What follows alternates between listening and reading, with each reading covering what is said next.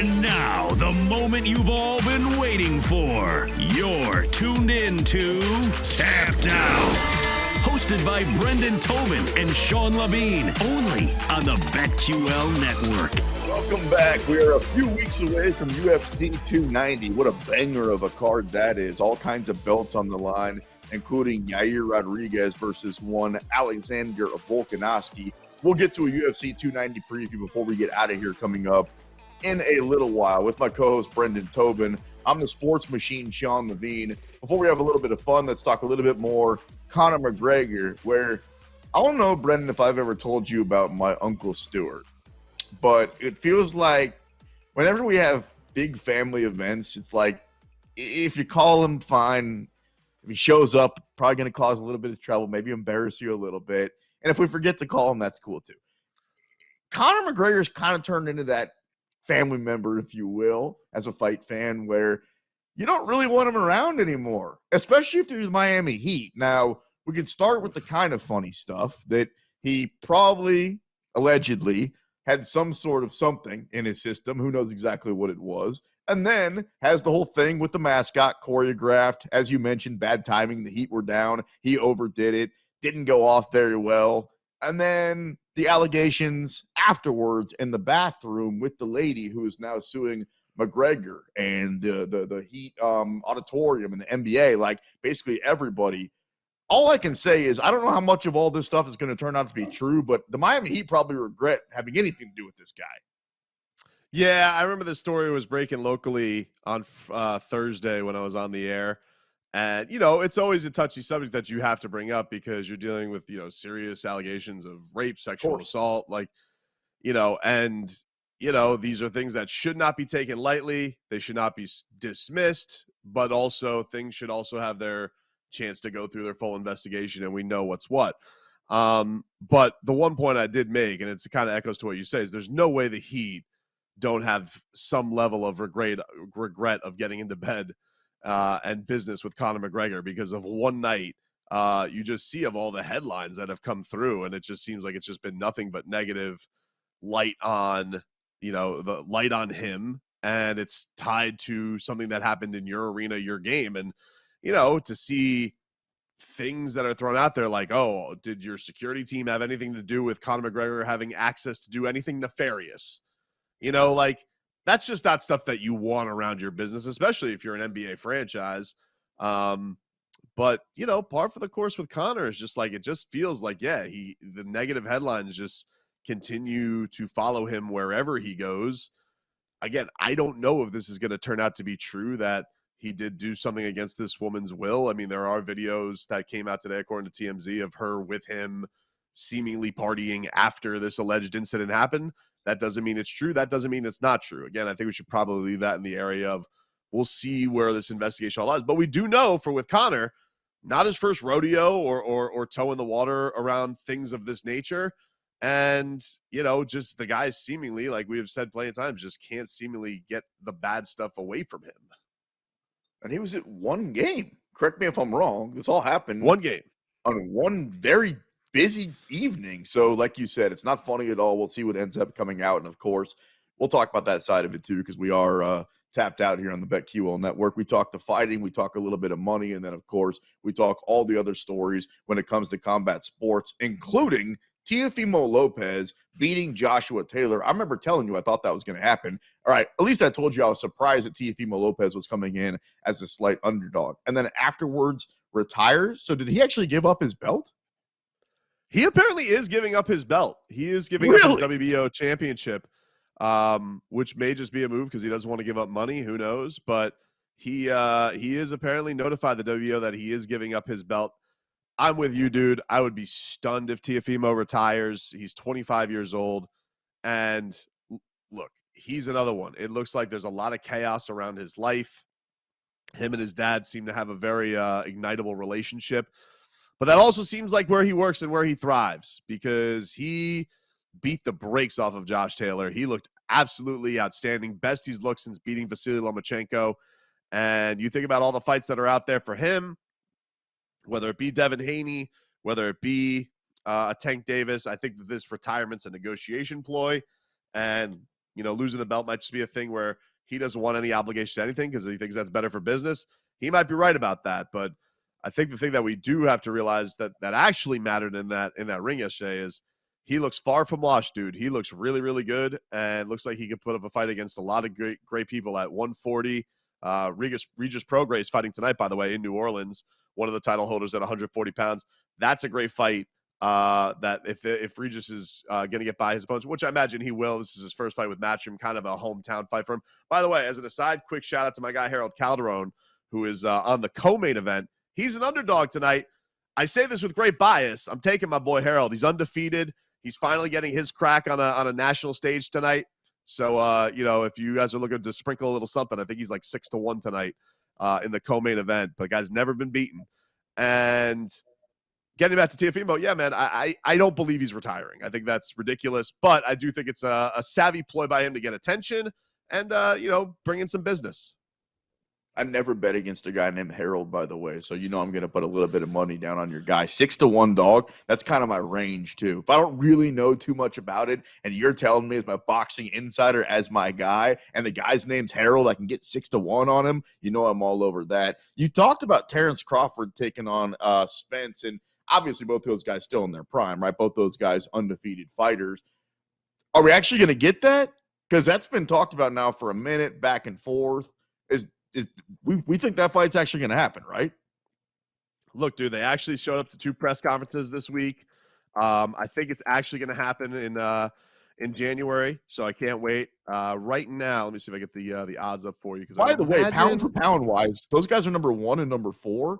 I can't remember the last time that number 1 and number 4 would have got to. Maybe was there a heavyweight fight that I'm maybe missing that happened somewhat recently? But number 1 and number 4 in their prime, that's what I'm talking about. Yeah. Right now, the odds for this fight, which is July 29th, I believe, is the fight date. Errol Spence plus 100, Terrence Crawford's minus 128. So very, very close on the odds. I like Bud personally. I just think he's a little bit more well-rounded. He's got a little bit more of a nasty side and a little just bit more discipline too. Like I never quite know with Errol, what are you going to get in the training camps? He's had some issues or not issues making 147, but he's talked about how much he hates making 147 and has been wanting to move up to 154. So I'm leaning Bud Crawford, but man, Errol Spence has surprised me before. And he'll go out there and then break your orbital bone when you question him and think he can't get it done.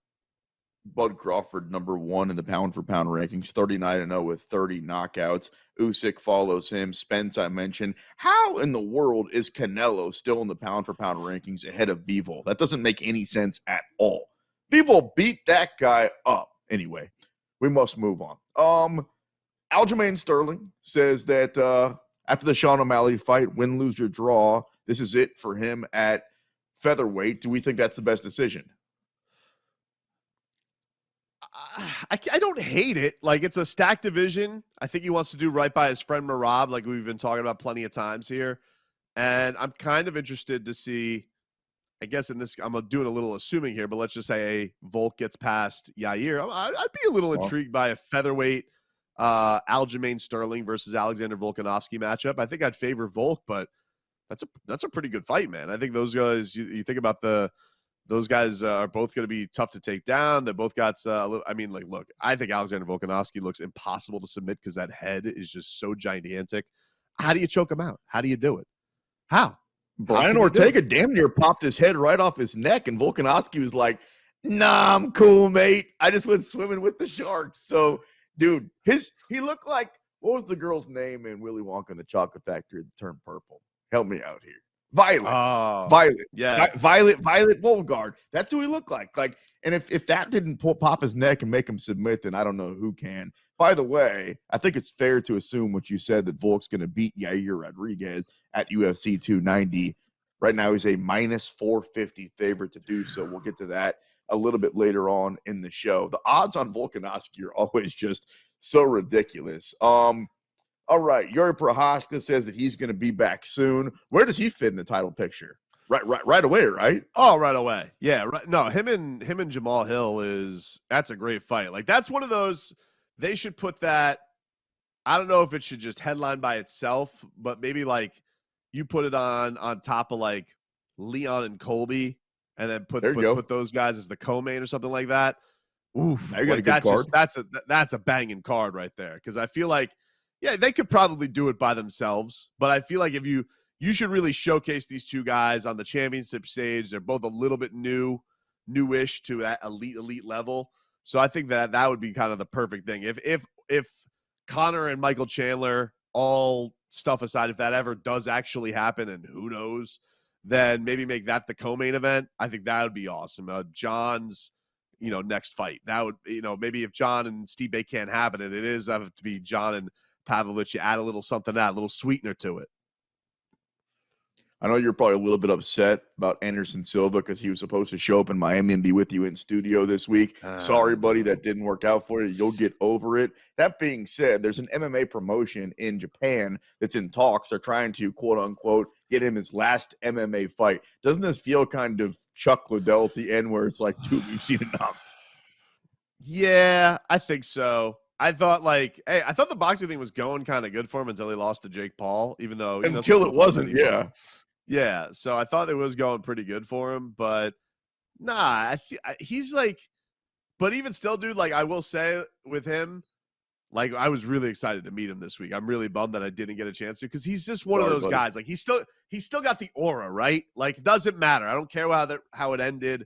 I don't care about steroid scandals. Like he's Anderson Silva, dude. He's like the reason a lot of us fell in love with the sport. The face kicks, the walkout. Like there's an aura about Anderson Silva. So I would like to protect that as much as possible, and I would like the Japan promotion to go away and leave him alone. Yeah, I'm sorry that didn't work out for you once again, man. Rough life down there in Miami that he didn't show up in studio. Sorry about that. Hopefully you jumped in your pool afterwards and got over it. Maybe took a little sauna or something like that.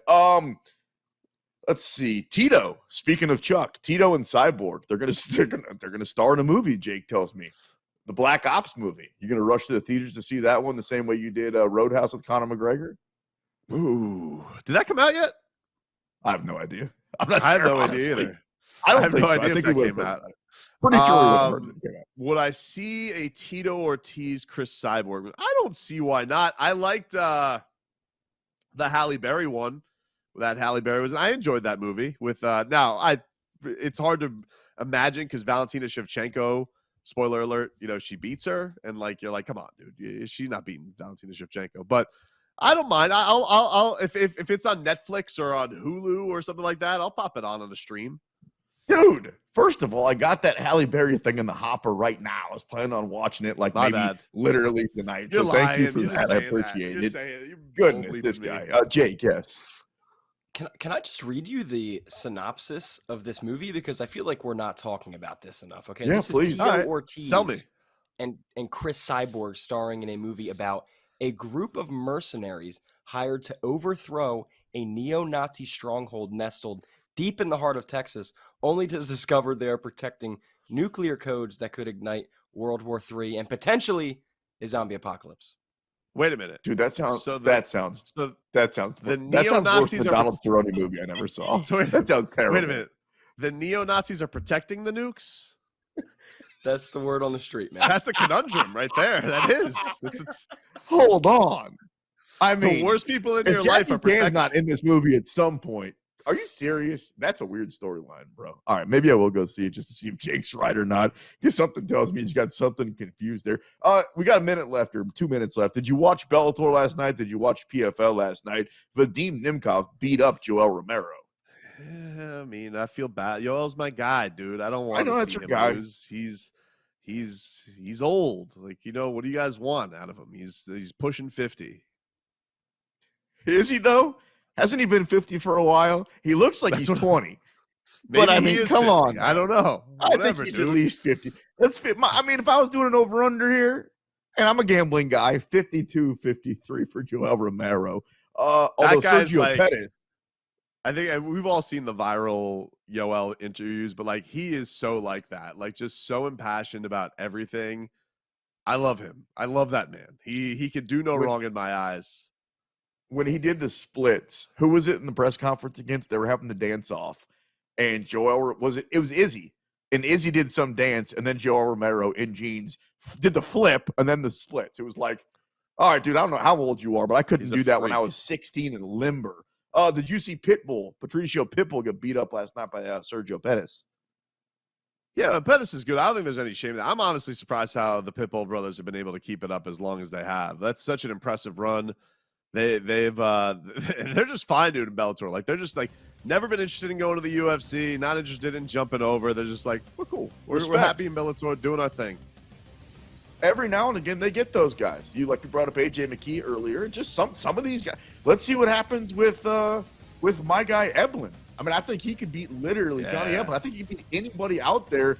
Does he get paid? Does he stay? Or does he jump ship to the UFC? Speaking of UFC 290, just a couple of weeks away, maybe the best fight card that we've got all year. We break it down before we get out of here. You're locked into the BetQL network.